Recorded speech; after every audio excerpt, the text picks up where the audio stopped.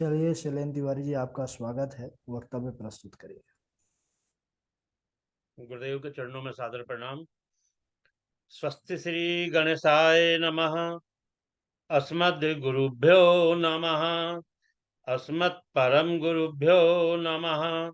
अस्मत् सर्व गुरुभ्यो नमः। श्री राधा कृष्णाभ्यां नमः। श्रीमते रामानुजाय नमः। लंबोदरम परम सुंदर एकदंतम पीताम्बरं त्रिनयनं परमं पवित्रम् उद्यद्दिवाकरनिभोज्ज्वलकान्तिकान्तं विघ्नेश्वरं सकलविघ्नहरं नमामि। शरीरं स्वरूपं ततो कलत्रं यशश्चारुचित्रं धनं मेरुतुल्यं मनश्चैव न लग्नं श्रीगुरुरङ्गङ्घ्रिपद्य मे ततः किं ततः किं ततः किं ततः किं नारायणं नमस्कृत्यं नरं चैव नरोत्तमं देवीं सरस्वती व्यासं ततो जयमुदीरयेत्। जयतु देवो देवकी नन्दनोऽयं। जयतु कृष्णो वृष्णिवंशप्रदीपः। जयतु मेघश्यामलः कोमलांगः। जयतु पृथिवी भारनाशो मुकुन्दः। कृष्ण त्वदीय पद पंकज पंजरान्तम् अद्यैव मे दिशतु मानस राजहंसः। प्राण प्रयाण समय कफवात पित्तैः कंठावरोधन विधौ स्मरणं कुतस्ते।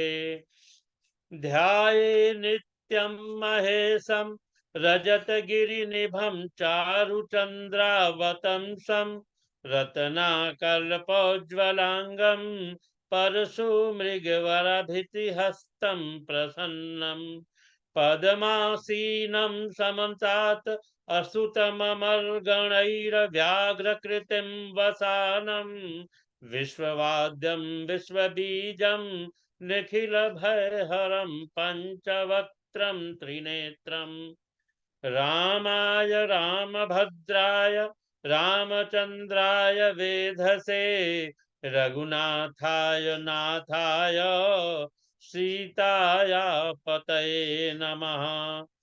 अंजनानंदनं वीरं जानकी शोकनाशनं कपीसमक्षहन्तारं वन्दे लंका भयंकरम्। मूकं करोति वाचालं पंगुं लंघयते गिरिं यत्कृपातमहं वन्दे परमानन्दमाधवम्।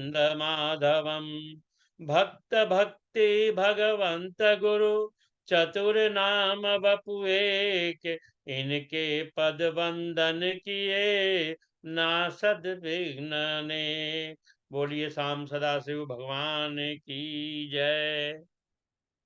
परम मंगलमय परात्पर पर ब्रह्म परम पिता अकारण करुणा वरुणालय अकारण करुणाकारक अचिंत कल्याण गुणगण निधान सर्वेश्वर सर्वाधिक पति श्रेष्ठ आचरणवान प्रजा के सुखदाता एवं संहार करता पार्वतीनाथ प्रथम आदि गणों के स्वामिन आकाश आदि अष्टमूर्तियों वाले विश्वरूप विज्ञान के पूर्ण ज्ञाता देवादिदेव त्रिनेत्रधारी दुःस्वप्न नाशक पंच तत्व उत्पादक विश्वेश्वर मंगल करता आदि अंत रहित सब के कारण श्री श्याम सदाशिव भगवान के चरणों में कोटि कोटि नमन नतमस्तक वंदन एवं अभिनंदन।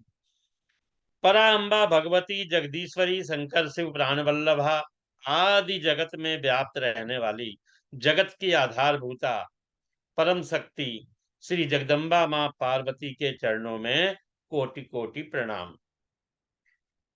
आशुतोष भगवान शंकर के शब्दमय विग्रह श्री शिव महापुराण के चरणों में कोटि कोटि प्रणाम। समस्त भूतादिक सिय राम मैं सब जग जानी करहूं प्रणाम जोर जुग पानी।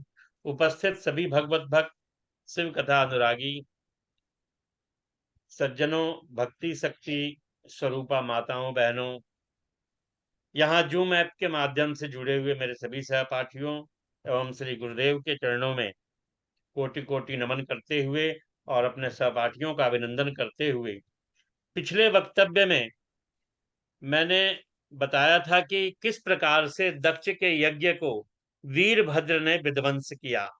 और जब दक्ष के यज्ञ को वीरभद्र ने विध्वंस किया, उस समय जब दक्ष के यज्ञ को वीरभद्र ने विध्वंस कर दिया, उस समय भगवान विष्णु का वीरभद्र से युद्ध हुआ, जिसमें विष्णु को वहां से जाना पड़ा और लज्जित भी होना पड़ा। तब देवर्षि ने पूछा कि आखिर विष्णु भगवान को ऐसा क्यों हुआ। तब ब्रह्मा जी ने बताया कि राजा क्षुभ और दधीचि के बीच एक बार विवाद हो गया था। उस विवाद में राजा क्षुभ जो थे वो विष्णु भगवान के भक्त थे और उन्होंने राजा क्षुभ का मन रखने के लिए दधीचि के साथ जाकर के युद्ध किया था। उनके ऊपर पहले सुदर्शन चक्र चलाया, लेकिन जब वह ब्राह्मण दधीचि पर नहीं चला, तब दधीचि ने कहा कि शिव जी का अस्त्र मुझ जैसे ब्राह्मणों के लिए नहीं है। अगर हे विष्णुदेव आप क्रुद्ध हैं तो कम से कम ब्रह्मास्त्र आदि अस्त्रों का प्रयोग करें। तब विष्णु जी दधीचि को बड़ा पराक्रमहीन ब्राह्मण समझ करके और उन्होंने अपने अस्त्र चलाए। इंद्र आदि देवों ने भी अपने अस्त्रों का प्रयोग किया, लेकिन शिव भक्त दधीचि के ऊपर उन अस्त्रों का कोई प्रभाव नहीं हुआ और उन्होंने दधीचि ने एक मुट्ठी कुसा अपने हाथ में ली और उसको अभिमंत्रित करके देवताओं पर छोड़ दिया। वह एक मुट्ठी कुसा जो है कालाग्नि के समान त्रिशूल बनकर प्रलय अग्नि के समान अपनी ज्वाला से सभी देवताओं के अस्त्रों को उसने काट करके शांत कर दिया। देवता पराक्रमहीन हो गए और वहां से भाग चले।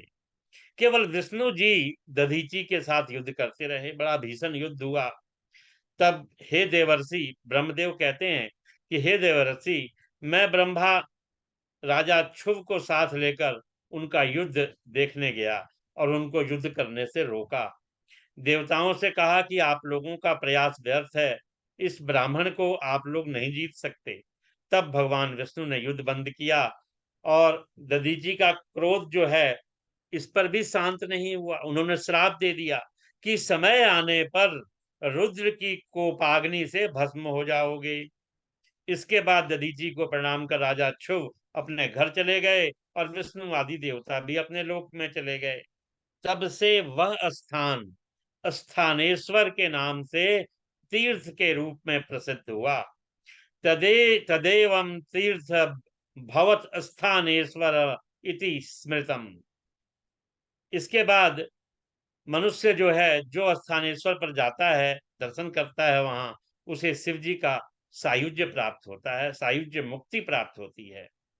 नारद जी कहते हैं कि हे ब्रह्मदेव, हे परमपिता, जब वीरभद्र ने दक्ष का यज्ञ विध्वंस कर दिया और कैलाश को चले गए, तब उसके बाद क्या हुआ।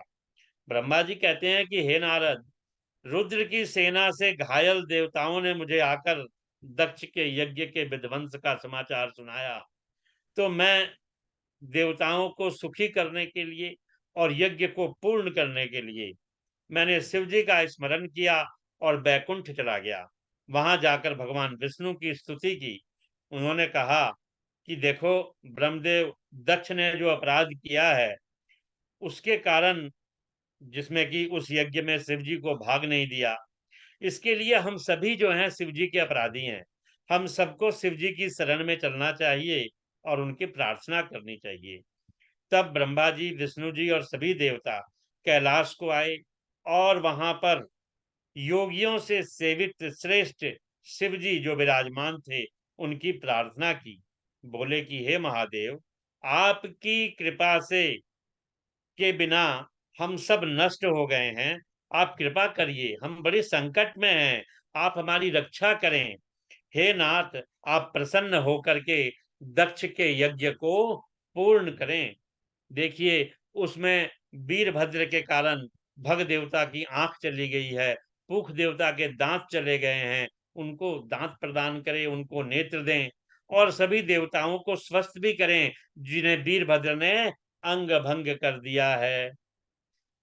हे प्रभु, हे महादेव, आज से यज्ञ के अवशिष्ट पदार्थ पर आपका भाग होगा। ऐसा कहकर ब्रह्मा आदि देवताओं ने विष्णु के साथ हाथ जोड़ा शिव जी को और शिव जी के चरणों में गिर पड़े। भगवान शंकर प्रसन्न हुए और देवताओं को धीरज बंधाते हुए बोले कि हे देवताओं सुनो, मैं तुम सबको क्षमा करता हूं। मैंने कोई दक्ष का यज्ञ विध्वंस नहीं किया, किंतु जो दूसरों का बुरा चाहता है उसी